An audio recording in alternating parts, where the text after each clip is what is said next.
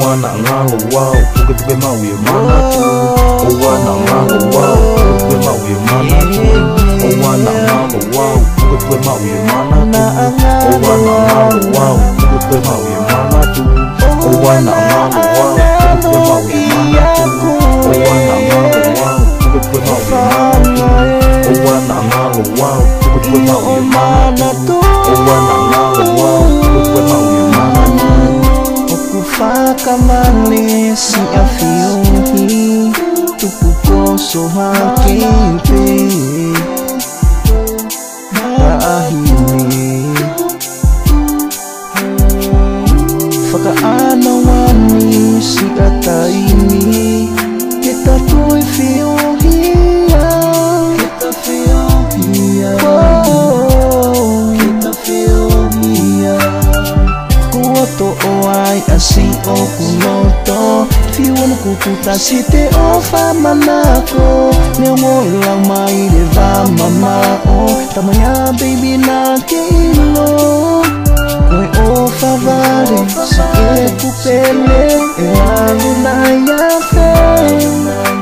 Tatawai pe, peteu i fe, o fali ke i tanginoi mui pe. Nakumalo wow, iho o mana tu.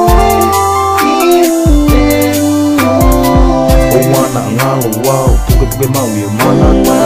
Wana ngalo wow, puke mau ye mana tu. Wana ngalo wow, puke mau ye mana tu. Wana ngalo wow, puke mau ye mana tu.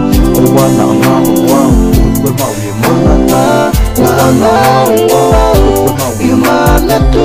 Wana ngalo wow, puke mau ye mana tu. Wana ngalo wow, puke mau ye mana tu. Wana ngalo wow, puke mau ye mana tu.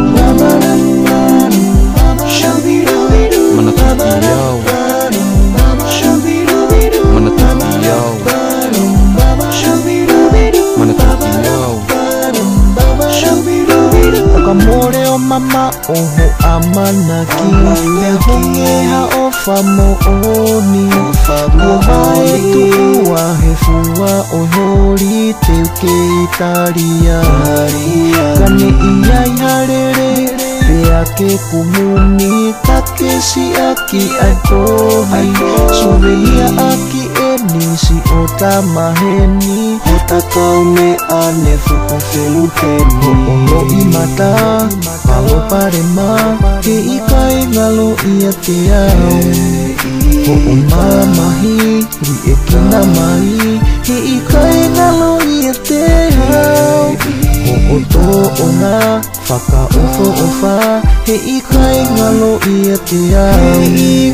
O mari mari, o foto koni, he ikai ngalo ia te au. Ikai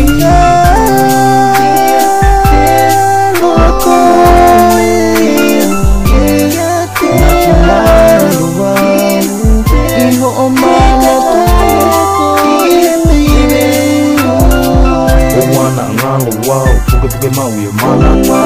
Wana ngalo wow, puke mau ye mana tu.